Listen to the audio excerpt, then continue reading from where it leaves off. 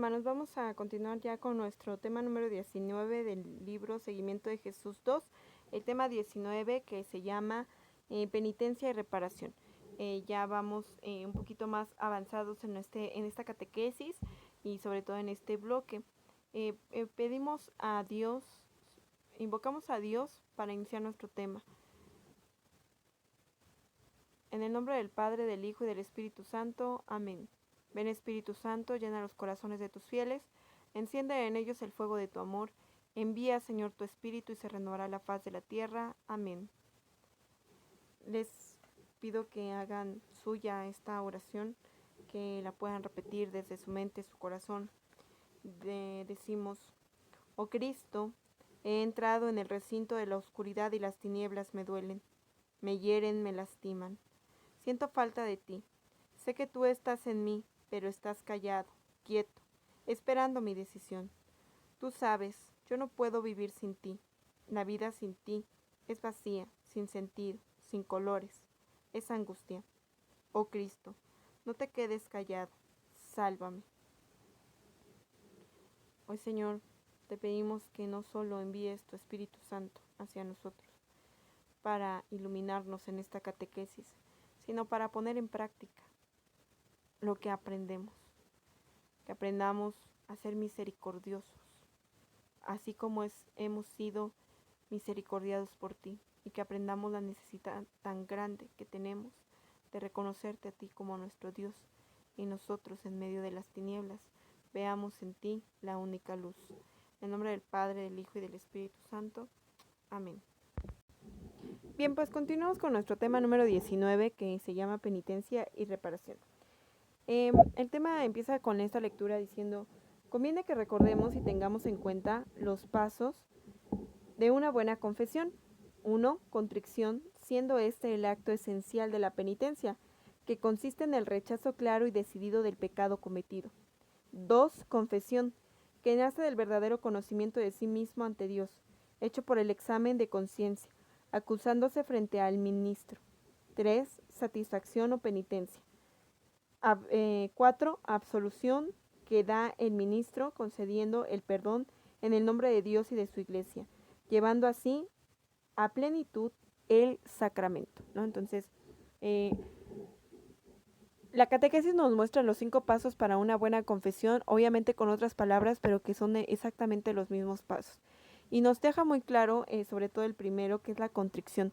Si no hay contrición, si no hay un reconocimiento y dolor de los pecados, es vana nuestra confesión. O sea, si yo me confieso de un pecado, pero voy a continuar haciéndolo, o sea, porque yo digo así soy y no voy a cambiar, y Señor, perdóname, pero tú sabes que así soy, pues entonces no tiene validez. Hay muchas personas, o habemos muchas personas, que nos confesamos constantemente, le decimos al Padre y le lloramos y le mostramos una cara, pero realmente no tenemos ni el mínimo deseo de cambiar. Entonces, volteamos, dejamos el confesionario, salimos o terminamos nuestra confesión y decidimos ser exactamente los mismos. Entonces, este primer momento, pues para qué mencionamos los demás, y al final debe de existir en este primer paso. Claro, la conversión es un proceso progresivo, permanente y es gradual, claro, pero si tú en este nivel de comunidad tendrás, si no me equivoco, 3, 4 años en comunidad, y aún así sigues con el mismo, en la misma manera de hacer las cosas, no cambias, no haces esa variación en tu comportamiento, no has dejado esos pecados que desde el principio, antes de conocer al Señor, tienes, pues entonces no ha habido un proceso, ¿no? O sea, debe de haber un cambio, una transformación de adentro hacia afuera. Entonces, y por eso es el primer paso, ¿no? O sea, un examen de conciencia bien hecho, y un dolor de los pecados, ¿no? O sea,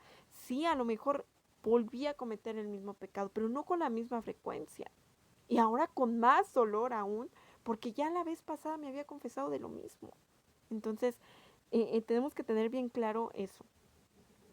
La verdadera conversión se realiza con la satisfacción de los pecados. O sea, fíjense, de principio a fin, el proceso de los pasos para una buena confesión nos enseñan y nos llevan a algo específico. O sea, mi dolor de los pecados, ¿para qué? Para después que ya los confieso, entonces ahí sí empieza esa verdadera conversión, porque ya los estoy confesando, ya los estoy diciendo, pero sobre todo tengo el propósito de no volver a cometerlos. El cambio de vida y la reparación de los daños, ¿sí? Sobre todo esto, o sea, yo me confieso de que le pegué a alguien, pero no reparo mi daño. O sea, ya me confesé y pues ya, si quiere que, pues ya me perdonó Dios, ¿no?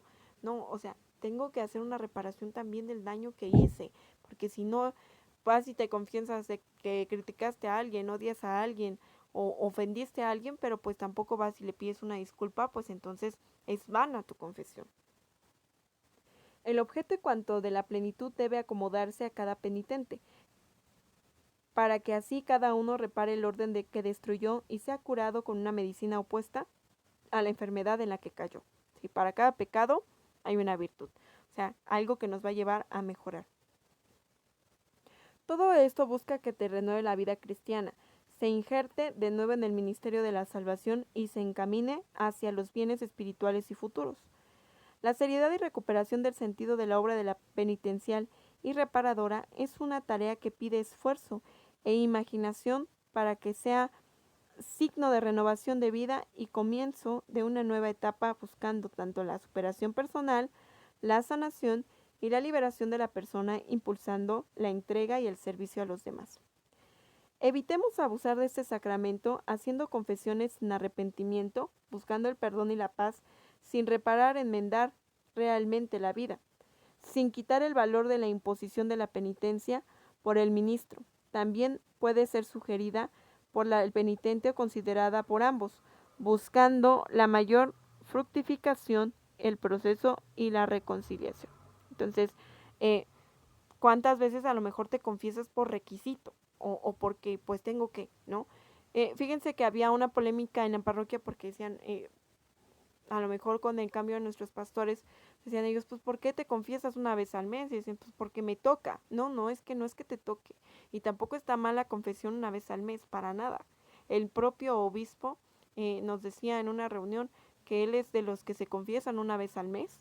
Entonces, la práctica del sacramento de la confesión es algo que nos ayuda a mantener esa gracia. El problema es cuando abusamos del sacramento y nada más voy y me confieso porque me toca o porque ya pasó un mes, pero pues no me arrepiento y sigo cometiendo los mismos pecados, ¿no? Y incluso pues voy y me confieso y cambio mi cara en ese momento, pero a los hermanos los sigo tratando igual.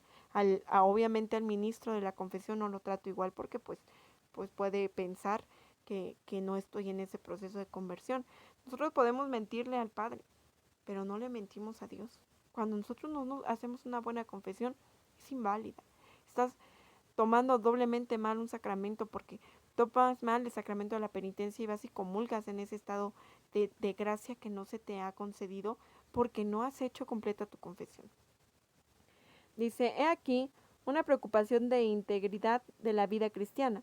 La obra reparadora es en la iglesia. No se trata simplemente de hacer lo que otros no hacen, sino de hacerlo de tal modo que otros se sientan movidos a imitar esta forma concreta y total de vida cristiana. Son importantes las palabras de Pablo.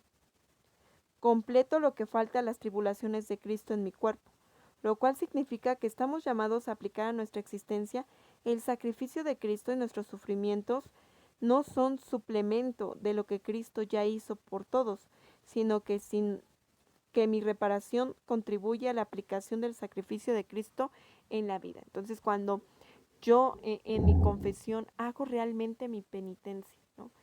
Que me digan, pues ahora ve y pídele perdón a aquella persona a la que ofendiste. Híjole, pues qué difícil, ¿no?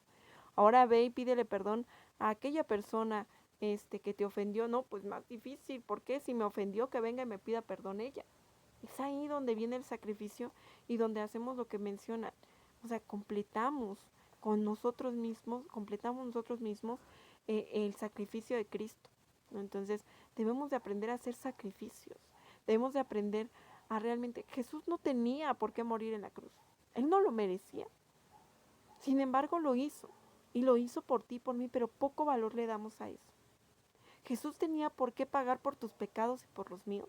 No tenía por qué, porque Él no los había cometido. ¿Y cuántas veces nosotros decimos, ¿y por qué lo voy a hacer yo? Que lo haga el otro.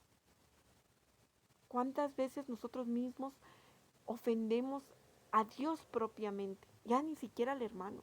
O sea, porque a Dios se le ofende cuando se ofende al hermano. Pero a Dios directamente causamos ese dolor y esa ofensa, pero nos justificamos. Entonces, debemos nosotros de aprender a pasar también por tribulaciones y hacer sacrificios para entonces sí hacer esta obra reparadora y tener un sentido del por qué la penitencia, ¿no? ¿Por qué lo hago? ¿Por qué mi confesión? ¿Por qué hago esto? Si ni siquiera estoy valorando realmente el por qué. Es preciso reparar, es decir, restablecer en su integridad la existencia cristiana. No podemos tener la pretensión de reemplazar a Cristo, único redentor, ni de completar su sacrificio como si fuera insuficiente para realizar la redención. El sacrificio de Cristo es plenamente eficaz y nada podemos añadir. No busquemos pagar mandas pesadas, penitencias y sacrificios expiatorios, ayunos o cosas parecidas, jamás darían a Dios esa satisfacción y reparación condigna. En esta enorme crisis espiritual en la que vivimos se ha perdido el santo temor de Dios y el sentido de reparación. ¿Sí? Ciertamente, quizá para algunos de ustedes que ya son mayores o que han concebido esta idea desde cómo los educaron sus mayores, el temor de Dios no era tener miedo a Dios. Sin embargo, aunque esa idea de una teología anterior nos llevaba a tener miedo de que Dios me fuera a castigar, hacía que muchos cometieran menos pecados. ¿Por qué? Pues porque tengo miedo de que Dios me castigue. Pero entendido entonces que no, el temor de Dios no es el castigo que Dios nos puede dar porque Dios no castiga, abusamos de la misericordia de Dios porque entonces no tememos a perder la amistad con Dios, que es realmente el temor de Dios, perder esa gracia, ese don del Espíritu Santo que se nos da, no lo usamos, porque entonces yo abuso de la misericordia porque digo, pues peco, pues al fin me confieso y Dios me perdona. Pero entonces realmente tienes un sentido de contrición, realmente te duelen tus pecados cuando los cometes, realmente sientes que estás perdiendo la gracia de Dios y la amistad con Dios cuando pecas. Porque si esto fuera cierto, ninguno de nosotros pecaría. Nos esforzaríamos cada vez por ser más santos, pero la realidad es que no nos duelen nuestros pecados. La realidad es que nosotros somos felices como estamos. Entonces, no quiero decir que es una generalidad, pero sí es una mayoría, ¿no? Porque seguimos en nuestro pecado favorito y entonces yo tengo 40 años confesando el mismo pecado, que soy soberbia, que soy mandona, que soy esto, que soy aquello, y me dicen, no, bueno, pues vete en paz y no vuelvas a cometer ese pecado. Cuando hablamos de esta mujer que fue descubierta en flagrante adulterio y que no era la única, porque pues al final si estaba en adulterio es porque estaba con alguien y ese alguien estaba pecando igual que ella. Sin embargo, en la cultura judía, pues la represión era directamente contra la mujer, no contra el hombre. Entonces, sea el pecado que estaba cometiendo, Jesús, exhorta y les dice, el que esté libre de pecado que tire la primera piedra. Por lo menos hubo un momento de conciencia en el que dijeron, pues no estoy libre, pues no la tiro. Y entonces esto es lo más particular que le dice a la mujer, ¿no? ¿Quiénes te acusan? Nadie, maestro. Pues yo tampoco.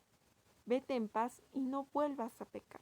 Y es lo mismo que se nos dice en el propio rito de la confesión. Vete en paz y no vuelvas a pecar. Entonces, ¿realmente cumplimos con esto? ¿Nos vamos en paz porque ya hemos liberado todos nuestros pecados y no volvemos a pecar? Más bien parece como que ya tienes la hoja en blanco, ya tienes el morral vacío, y ahora empieza otra vez a juntarle, a juntarle. Eso es realmente lo que nosotros hacemos. Entonces debemos de recordar este santo temor de Dios que hemos perdido y este sentido de reparación, de hacer lo que toca, ¿no? O sea, si yo ofendí a alguien, pues hago lo necesario para borrar esa ofensa. A lo mejor no la borro por completo, no se le va a olvidar, pero por lo menos ahora va a recordar algo bueno en vez de lo malo. Pero no, pues decidimos dejar las cosas así. ¿Para qué? ¿Por qué lo voy a hacer? No. Es más, hasta cuando ni siquiera fuimos nosotros deberíamos de hacer este acto de reparación, pero no somos capaces de liberarnos de esta manera. Pero Cristo nuestro Redentor y Reparador lo ha hecho y pide la colaboración de los deudores, pues no hay redención sin cruz. Ofrécelo todo junto con Jesús para la gloria de Dios, para tu bien y el de toda la Santa Iglesia. Amén. Decimos al preparar las ofrendas en el altar, iniciando la liturgia eucarística en el ofertorio. En el ofertorio también nosotros deberíamos de aprender a ofrendar esas situaciones difíciles por las que no podemos nosotros solos, porque es cierto que la conversión no es un proceso en el que nosotros con nuestras propias fuerzas podamos. Se necesita de la acción del Espíritu Santo y de Dios mismo en su asistencia para nosotros poder salir de cierto pecado.